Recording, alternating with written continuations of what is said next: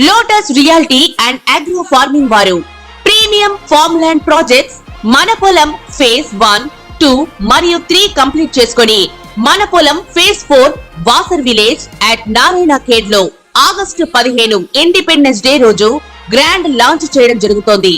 Launching మరియు independence day సందర్భంగా 5 guntas land out rate లో బుక్ చేసుకున్న వారికి 1,50,000 రూపాయల డిస్కౌంట్ తో పాటు 2 గ్రాముల గోల్డ్ ఫ్రీగా ఇస్తున్నారు. పూర్తి వివరాలకు సంప్రదించండి. ఓం శ్రీమాత్రే నమః. నా పేరు మురళీధర శర్మ. నేను హైదరాబాద్ పుప్పాలగూడలో ఉన్నటువంటి మణికొండ ఏరియాలో గోల్డెన్ టెంపుల్ వద్ద నివాసం ఉంటాను. ఈరోజు నేను ఈ వీడియోలో మీకు ముఖ్యంగా ఆశ్వీజ మాసం అంటే రాబోయేటువంటి ఈ నెల ఆశ్వీజ మాసంలో అక్టోబర్ నెల మనకు ఇంగ్లీష్ క్యాలెండర్ ప్రకారం చూసినట్టయితే అక్టోబర్ నెలకు ఈ రాశి ఫలితాలు గోచార రీత్యా ఎలా ఉంటాయి అనేది చెప్పే ప్రయత్నం చేస్తాను. ముందుగా మనము ఈ గోచారం అర్థం చేసుకోవాలి అని అంటే కొంత గ్రహాల గురించి ఆ గ్రహాలు ఎక్కడ ఉన్నప్పుడు ఎలాంటి ఫలితం ఇస్తాయనేటువంటి విషయం కూడా మనకు కొంత అవగాహన ఉండాలి. ముందు ఆ విషయం చెప్తాను. ఇప్పుడు ఒక గ్రహము స్వక్షేత్రంలో ఉంటే ఉచ్చ రాశిలో ఉంటే సంపూర్ణమైనటువంటి ఫలితాన్ని ఇస్తుంది. అంటే స్వక్షేత్రం కావాలి, ఉచ్చ రాశి కావాలి, అప్పుడు సంపూర్ణమైనటువంటి ఫలితం వస్తుంది. అలా కాకుండా మూల త్రికోణంలో ఉంటే 3/4 వంతు ఫలితాన్ని ఇస్తుంది. స్వక్షేత్రములో ఉంటే అంటే ఒక గ్రహము స్వక్షేత్రం ఉదాహరణకు సింహంలో రవి ఉంటే అర్ధభాగం 50% మాత్రమే ఫలితాన్ని ఇస్తాడు. అలా కాకుండా అధిమిత్ర క్షేత్రం అంటే నేను గతంలో కూడా మీకు అనేక వీడియోల్లో చెప్పాను. ఒక రాశి ఆయనకు నైసర్గికంగా మిత్రక్షేత్రము, అలాగే తాత్కాలికంగా కూడా మిత్రక్షేత్రం అయితే దాన్ని అధిమిత్ర క్షేత్రము అంటారు. ఆ విధంగా ఏదైనా ఒక గ్రహం అధిమిత్ర క్షేత్రంలో ఉంటే 3/8 వంతు ఫలితాన్ని, మిత్రక్షేత్రంలో ఉంటే 1/4 వంతు, సమక్షేత్రంలో ఉంటే 1/8 వంతు, శత్రుక్షేత్రంలో ఉన్నప్పటికీ కూడా ఫలితాన్ని ఇస్తుంది, కానీ 1/16 వంతు మాత్రమే ఇస్తుంది. అలా కాకుండా అధిశత్రు క్షేత్రములో ఉంటే అంటే నైసర్గికంగా శత్రుగ్రహము, తాత్కాలికంగా కూడా శత్రుగ్రహం అయితే దాన్ని అధిశత్రు క్షేత్రం అంటారు. అలాంటప్పుడు 1/32 వంతు మాత్రమే చాలా తక్కువ ఫలితాన్ని ఇస్తుంది. అదే నీచ క్షేత్రంలో ఉంటే ఒక గ్రహము అసలు ఎటువంటి ఫలితాన్ని, శుభ ఫలితాన్ని ఇవ్వదు. ఇది ఒక ముఖ్యమైనటువంటి విషయం మనం గుర్తుపెట్టుకోవాలి. అలాగే ఒక పాపగ్రహమైనా సరే, శుభగ్రహమైనా సరే, నీచ క్షేత్రంలో అయినా, పాపక్షేత్రంలో అయినా లేదా శత్రుక్షేత్రంలో అయినా ఉన్నట్టయితే ఆ భావాన్ని, ఉదాహరణకు ఇప్పుడు ధనస్థానము 2వ ఇంట వృషభ రాశి అనుకుందాము, అక్కడ అది శత్రుక్షేత్రం రవికి, అక్కడ రవి ఉంటే గనక ఆ భావాన్ని చెడగొడతాడు, ఆ భావాన్ని ఫలితం ఇవ్వడు, వ్యతిరేక ఫలితాలు ఇచ్చే అవకాశం ఉంటుంది ఎక్కువగా. అంటే నీచక్షేత్రంలో, పాపక్షేత్రంలో లేదా శత్రుక్షేత్రంలో ఉంటే. అలాగే ఒక గ్రహము సమక్షేత్రంలోనో, కేంద్రంలోనో, కోణంలోనో ఉంటే ఎక్కడ ఉన్నారో ఆ ఫలితాన్ని ఇస్తారు వాడు. అలా కాకుండా మిత్రక్షేత్రంలో, స్వక్షేత్రంలో, ఉచ్చ స్థితిలో, మూల త్రికోణంలో ఉంటే కనుక అధికమైనటువంటి ఫలితాన్ని ఇస్తారు. అంటే మనం ఒక గ్రహం ఎక్కడ ఉన్నప్పుడు ఎలాంటి ఫలితాన్ని ఇస్తుంది అనేది ముందుగా మనం ఒక అవగాహనకు వచ్చే ప్రయత్నం చేస్తున్నాం. అలాగే ఒక గ్రహము కేంద్ర ఆధిపత్యము కలిగి ఉండవచ్చు, లేదా కేంద్ర స్థితిని కూడా కలిగి ఉండవచ్చు. ఇప్పుడు ఉదాహరణకి ఒక గ్రహము కేంద్ర ఆధిపత్యాన్ని అంటే 1వ స్థానంలో కానీ, 4లో కానీ, 7లో కానీ, 10లో కానీ ఉంటే అక్కడ తప్పకుండా పాపగ్రహం ఉన్నా కూడా కేంద్ర ఆధిపత్యం వల్ల శుభ ఫలితాన్ని ఇస్తారు. అలా కాకుండా అది ఆధిపత్యం కాకుండా కేవలం కేంద్రంలో పాపగ్రహం ఉంటే అది ఆ భావాన్ని పాడు చేసి పాప ఫలితాన్ని ఇచ్చేటువంటి అవకాశం ఉంది. అంటే కేంద్రము స్వక్షేత్రమా లేక కేంద్రంలో ఉన్నారా, మొదటిది ప్రశ్న. రెండవది అది పాపగ్రహము. ఈ పాపగ్రహము కేంద్రములో ఉంటే అశుభ ఫలితాన్ని ఇస్తుంది, అలా కాకుండా కేంద్ర ఆధిపత్యం ఉంటే శుభ ఫలితాన్ని ఇస్తుంది. ఇక అలాగే కోణానికి సంబంధించిన వరకు 5, 9, 11 స్థానాలు కోణాలని అంటాం కదా. ఈ కోణాల్లో ఉన్నప్పుడు కూడా శుభగ్రహాలు లేదా ఆధిపత్యం ఉంటే 2 ఫలితాలు ఇస్తారు. అంటే కోణంలో శుభగ్రహం ఉండి ఆధిపత్యం కూడా ఉంటే 2 ఫలితాలను కూడా ఇస్తారు. అలా కాకుండా పాపగ్రహము ఉంటే ఆధిపత్యం ఉంటే కేవలము తను ఉన్న స్థానం ఫలితం మాత్రమే ఇస్తాడు తప్ప తన స్వస్థాన ఫలితాన్ని ఇవ్వలేడు. ఈ విధంగా పాపగ్రహం అంటే కేంద్ర స్థితిలో శుభగ్రహం ఉన్నప్పుడు 2 ఫలితాలు, తన యొక్క అసలు స్థితి ఏమిటి దానివల్ల వచ్చే ఫలితము తను ఉన్న స్థానం యొక్క ఫలితాన్ని ఇస్తాడు. పాపగ్రహము కోణ స్థితిలో ఉంటే కేవలము కోణస్థితిలో ఉన్నటువంటి ఆ భావ ఫలితాన్ని మాత్రమే ఇస్తాడు పాపగ్రహం. ఇది కొంత ముఖ్యమైనటువంటి అంశం. మనకు ఒక గ్రహము ఎంత ఫలితాన్ని ఇస్తుంది అనేటువంటిది. తర్వాత గోచారం అన్నప్పుడు మనకు ఇంకొక విషయం కూడా ఏంటంటే గ్రహాలు సంచారం చేస్తూ ఉంటాయి. అవి అలా ఒక చోట స్థిరంగా ఉండవు. జాతకరీత్యా మనం పరిశీలించుకున్నప్పుడు అవి జాతకం మనం పుట్టినప్పుడు తయారు చేసినటువంటి రాశి చక్రంలో అవి ఎక్కడ ఉన్నాయో అక్కడే ఉన్నట్టుగా మనం భావాలు ఫలితాలు చూసుకుంటాం. గోచారం అన్నప్పుడు పంచాంగం తీసుకొని పంచాంగ రీత్యా గ్రహము ఏ రాశి నుంచి ఏ రాశికి వెళ్ళింది, అక్కడ ఎలాంటి ఫలితాన్ని ఇస్తుంది అనేది మనం తెలుసుకుంటాం. అంటే గ్రహ సంచారం, గ్రహం యొక్క కదలిక. ఈ గ్రహం యొక్క కదలిక ఎలా ఉంటుందంటే రవి బుధ శుక్ర గ్రహాలు, ఈ 3 గ్రహాలు కూడా నెలకొక్కసారి ఒక్కొక్క గ్రహాన్ని మారుతూ ఉంటాయి. చంద్రుడు 2.5 రోజులకే ఒక రాతిని మారిపోతాడు. రవి బుధ శుక్ర గ్రహాలు ఒక నెలకొకసారి ఒక రాతిని మారుతాయి. చంద్రుడు 2.5 రోజుకే ఒక రాతిని మారిపోతాడు.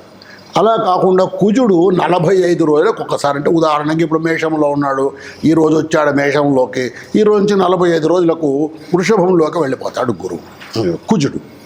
ఇక గురువు సంవత్సరానికి ఒకసారి ఒక రాశి మారుతాడు. అంటే ఇప్పుడు ఉదాహరణకు మీరు మేషరాశిలో జన్మించారు, మీకు ఇప్పుడు మేషంలో గురువు ఉన్నాడు అనుకుందాం, లేదా వృషభ రాశిలో జన్మించారు, ప్రస్తుతం వృషభంలో గురువు ఉన్నాడు. మళ్ళీ వృషభంలోకి గురువు రావాలంటే 12 సంవత్సరాల కాలం పడుతుంది.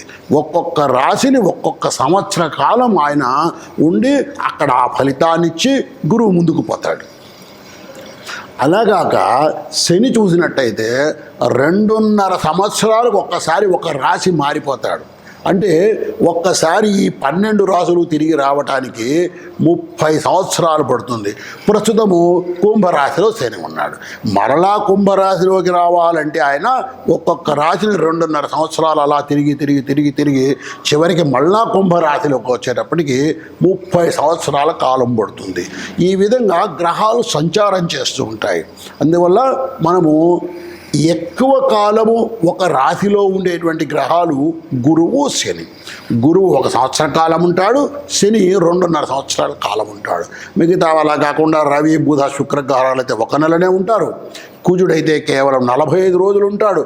చంద్రుడైతే కేవలం 2.5 రోజులు మాత్రమే ఉంటాడు. ఈ విధంగా గ్రహ సంచారం ఉంటుంది. ఇంకా ఒక ముఖ్యమైనటువంటి విషయము గ్రహ దృష్టి. అంటే మనం ఇప్పుడు గ్రహం ఎక్కడ ఉన్నప్పుడు ఎటువంటి ఫలితాలను ఇస్తారు అనేటువంటి విషయాన్ని తెలుసుకున్నాము.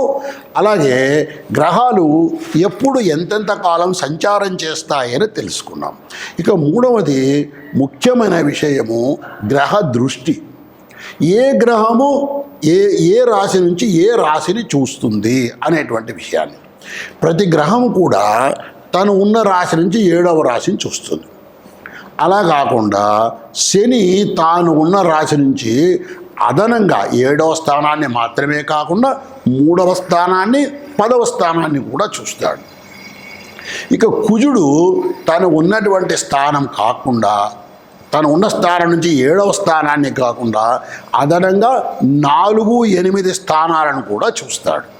అలాగే గురువు 5, 9 స్థానాలను చూస్తారు. అంటే రాహుకేతువులను మినహాయిస్తే రవి చంద్ర కుజ బుధ గురు శుక్ర శని అనేటువంటి ఈ 7 గ్రహాల్లో శని కుజ గురువులకు 7వ దృష్టి కాకుండా అదనంగా కూడా దృష్టి ఉంటుంది. ఇప్పుడు ఇది శుభగ్రహంగా ఉన్నప్పుడు శుభ ఫలితాలు, గురు దృష్టి ఉన్నప్పుడు శుభ ఫలితాలు వస్తుంటాయి. అలా కాకుండా శని దృష్టి కుజ దృష్టి ఉన్నప్పుడు అశుభ ఫలితాలు వస్తుంటాయి.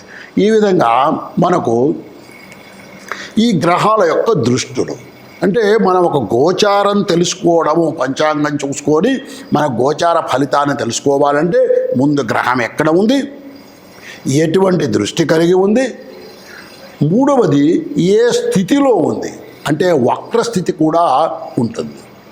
దీనికి గ్రహాలను 3 విభాగాలుగా చూడొచ్చు మనం. బింబగ్రహాలు, తారాగ్రహాలు, ఛాయాగ్రహాలు అని 3 విధాలుగా చూడవచ్చు. ఈ రవి చంద్రులు వీళ్ళను బింబగ్రహాలు అంటారు. వీళ్ళకి ఎటువంటి వక్రగతి ఉండదు. ఇక అలా కాకుండా రాహు కేతు గ్రహాలు, ఇవి 2 ఛాయాగ్రహాలు. ఇవి ఎప్పుడూ వక్రగతిలోనే తిరుగుతుంటాయి. అంటే 2 గ్రహాలు రవిచంద్రులు పోయారు, రాహుకేతువులు పోయారు. మిగిలిన 5 గ్రహాలు కుజ, బుధ, గురు, శుక్ర, శని, వీటిని తారాగ్రహాలు అంటారు. వీటికి వక్రస్థితి కూడా కలుగుతుంటుంది. వక్రస్థితి అంటే వెరగ మార్గంలో నడవవు. వాటి యొక్క సంచారం మనము భూమి మీద నుంచి చూసినప్పుడు మిగతా గ్రహాలతో వెనుకబడినట్టుగా కనపడుతుంటాయి. ఈ విధంగా వక్రస్థితిలో కూడా ఉంటూ ఉంటాయి గ్రహాలు. కాబట్టి మనము ఈ గహనము ఎలా ఉంది, ఏ ఏ ఏ గ్రహము వక్రస్థితిలో ఉంది, పాపగ్రహము వక్రస్థితిలో ఉంటే అంటే కుజ, శని ఇలాంటి గ్రహాలు వక్రస్థితిలో ఉంటే పాప ఫలితాన్ని ఇస్తాయి. శుభగ్రహాలు వక్రస్థితిలో ఉంటే శుభ ఫలితాన్ని కూడా ఇస్తాయి. గురువు ప్రత్యేకించి వక్రస్థితిలో ఉన్నప్పుడు ఏ రాశిలో ఉంటే ఆ రాశి ఫలితాన్ని ఇస్తాడు. మిగిలిన గ్రహాలు అలా కాదు. ఇప్పుడు ఉదాహరణకు ప్రస్తుతం ఈ ఆశ్వీజ మాసంలో లేదా ఈ అక్టోబర్ నెలలో చూసినట్టయితే వృషభ రాశిలో ఉన్నటువంటి గురువు వక్రస్థితిలో ఉన్నాడు. అక్కడ ఆ స్థానాన్ని బట్టి ఫలితం ఇస్తాడు. శని ఇతర గ్రహాలు అంటే మనం చెప్పుకున్నట్టుగా కుజ, బుధ, శుక్ర, శని గ్రహాలు ఇవి వాటికన్నా ముందు అంటే ఇప్పుడు ఉదాహరణకి ఇప్పుడు కుంభంలో ఉన్నటువంటి శని వక్రస్థితిలో ఉన్నాడు. అంటే మకర రాశి యొక్క ఫలితాన్ని ఆయన ఇస్తాడు. ఈ విధంగా మనం ఫలితాలు తెలుసుకునేటప్పుడు ముందుగా ఆ గ్రహం యొక్క లక్షణం ఏంటి, శుభగ్రహమా పాపగ్రహమా, తర్వాత ఎక్కడ ఉన్నారు, తర్వాత ఏ స్థితిలో ఉన్నారు, ఏ దృష్టిని కలిగి ఉన్నారు, ఈ విధంగా ఇన్ని విషయాలను మనం సమగ్రంగా పరిశీలించి మనము ఒక నిర్ణయానికి రావాలి. మనకు గోచార రీత్యా ఇప్పుడు ప్రస్తుతం ఈ నెలలో లేదా ఈ 6 నెలల్లో ఈ 3 నెలల్లో ఎటువంటి ఫలితాలు వచ్చే అవకాశం ఉందనేది తెలుసుకునే ప్రయత్నం చేయవచ్చు. ఇప్పుడు మనము మేషరాశి యొక్క ఫలితాలు అంటే మీరు జన్మించినటువంటిది మేషరాశి. మేషరాశిలో మీరు జన్మించారు, లగ్నం కాదు, మేషరాశిలో మీరు జన్మించారు. ఈ మేషరాశిలో జన్మించినటువంటి ఈ వ్యక్తికి ఈ అక్టోబర్ నెలలో ఎలాంటి ఫలితాలు ఉన్నాయో మనం తెలుసుకునే ప్రయత్నం చేద్దాం. ముఖ్యంగా ఈ గ్రహాల సంచారం గురించి నేను ఇందాకే చెప్పాను. గ్రహాలు ఒక చోట స్థిరంగా ఉండదు. గ్రహాలు వాటి కక్షలు అవి తిరుగుతూ ఉంటాయి. ఆ తిరిగేటప్పుడు అవి ఏ రాశిలో ఉన్నాయనే దాన్ని బట్టి ఆ ఫలితాలు వస్తూ ఉంటాయి. ఆ రాశి ఏ భావం అవుతుంది, ఆ భావం యొక్క ఫలితాలు ఎలా ఉన్నాయి అని చెప్పి ఇప్పుడు ఈ అక్టోబర్ నెలలో ముందుగా గ్రహస్థితి ఎలా ఉందో నేను చెప్పే ప్రయత్నం చేస్తాను. మేషరాశిలో జన్మించారు. మేషరాశిలో ఎటువంటి గ్రహాలు లేవు. వృషభంలో గురువు ఉన్నాడు, గురువు వక్రస్థితిలో ఉన్నాడు. మిథునంలో కుజుడున్నాడు. కర్కాటకంలో ఏ గ్రహము లేదు. సింహంలో ఏ గ్రహము లేదు. కన్యా రాశిలో రవి, చంద్ర, బుధ, కేతు గ్రహాలు 4 గ్రహాలు ఇక్కడ కన్యా రాశిలో ఉన్నాయి. ఇక్కడ బుధుడికి కన్యా రాశి ఉచ్చక్షేత్రము. 4 గ్రహాలు ఇక్కడ కన్యా రాశిలో ఉన్నాయి. అలాగే తులలో శుక్రుడున్నాడు, శుక్రుడికి స్వక్షేత్రము. వృశ్చికంలో ఎవరు లేరు, ధనస్సులో ఎవరు లేరు, మకరంలో ఏమి లేరు. కుంభంలో మరలా శని ఉన్నాడు. ఇది వక్రగతిలో ఉన్నటువంటి శని కుంభంలో ఉన్నాడు. మీనంలో రాహు ఉన్నాడు. మరి ఒకసారి ఈ అక్టోబర్ నెలలో మేషరాశి వాళ్ళ జాతకాన్ని పరిశీలించుకోవాలనుకున్నప్పుడు గ్రహస్థితి ఎలా ఉంది అంటే మేషంలో గ్రహాలు లేవు, వృషభంలో గురువు, మిథునంలో కుజుడు, కన్యలో రవి, చంద్ర, బుధ, కేతువులు, తులలో శుక్రుడు, కుంభంలో శని, మీనంలో రాహు ఉన్నాడు. మరి ఈ గ్రహాలు ఈ నెలంతా పూర్తిగా ఇలాగే ఉంటున్నాయా అంటే లేదు. అక్టోబర్ 18వ తారీఖు నాడు రవి కన్య నుంచి తులారాశికి వస్తున్నాడు. అలాగే కుజుడు 21/10 నాడు కుజుడు మిథునంలో నుంచి కర్కాటకంలోకి వస్తున్నాడు. అలాగే బుధుడు 11 అక్టోబర్ నాడు తులారాశిలోకి కన్య నుంచి తులారాశిలోకి వస్తున్నాడు. అలాగే శుక్రుడు 16/10 నాడు వృశ్చికంలోకి వస్తున్నాడు. గురువు ఈ వక్ర స్థితిని పొంది ఉన్నాడు 10/10/2024 వరకు. అలాగే శని 30/6/2024 నుంచి కూడా వక్ర స్థితిలోనే ఉన్నాడు. ఈ గురువు 10/10/2024 నుండి వక్ర స్థితిలోకి వస్తాడు. శని 30/6/2024 నుంచి కూడా వక్ర స్థితిలోనే ఉన్నాడు. ఈ విధంగా మనం గ్రహస్థితిని చూసుకున్నాం. అంటే మేషరాశిలో జన్మించినటువంటి ఈ జాతకులకు అక్టోబర్ నెలలో గ్రహస్థితి ఎలా ఉంది అని చూసుకున్నాం.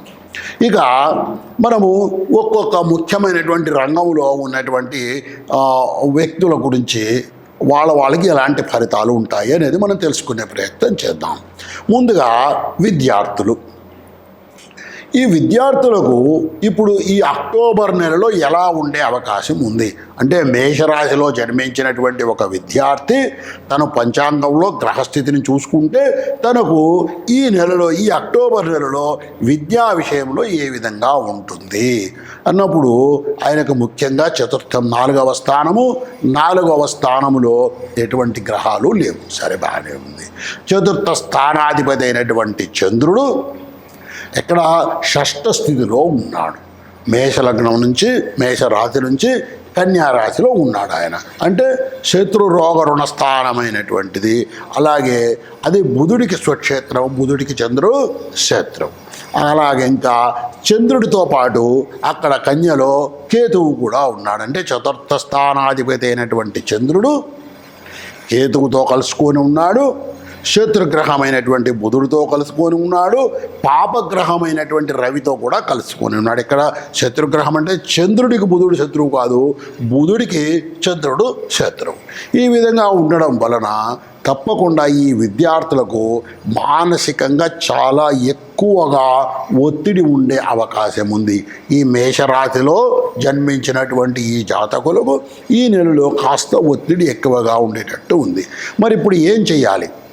ఇలాంటి ఒత్తిడి కలిగే అవకాశం గోచార రీత్యా ఉన్నప్పుడు ఇప్పుడు మనం ముఖ్యంగా ధ్యానం చేసుకోవటం, ప్రత్యేకించి సాయంకాలం పూట, ఇది చంద్రుడికి సంబంధించినటువంటి స్థితి.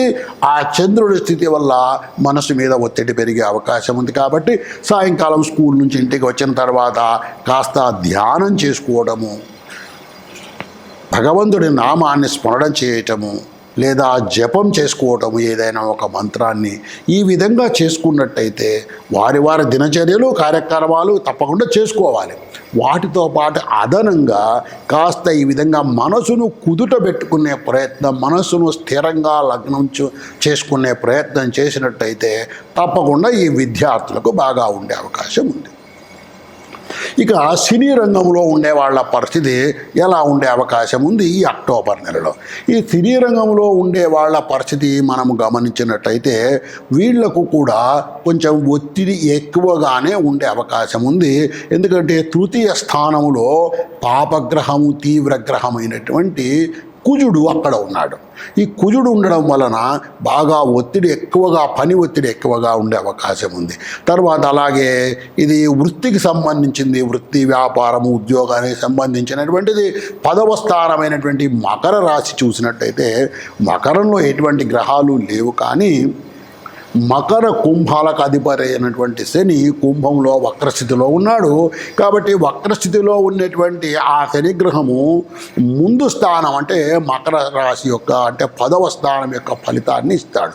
కాబట్టి శని అక్కడ ఉండడం వలన కూడా ఈ సినీ రంగ ప్రముఖులకు ఒత్తిడి ఎక్కువగా ఉండే అవకాశం ఉంది.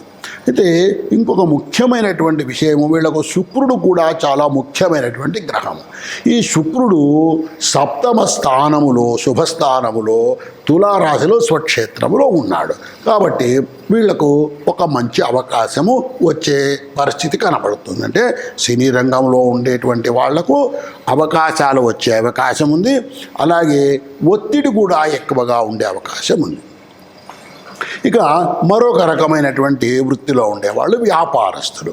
ఈ వ్యాపారులకు ఎలా ఉండే అవకాశం ఉంది? ఈ మేషరాశిలో జన్మించిన వాడు ఒక వ్యాపారంలో వాళ్ళు ఏదైనా వ్యాపారం చేస్తూ ఉండవచ్చు.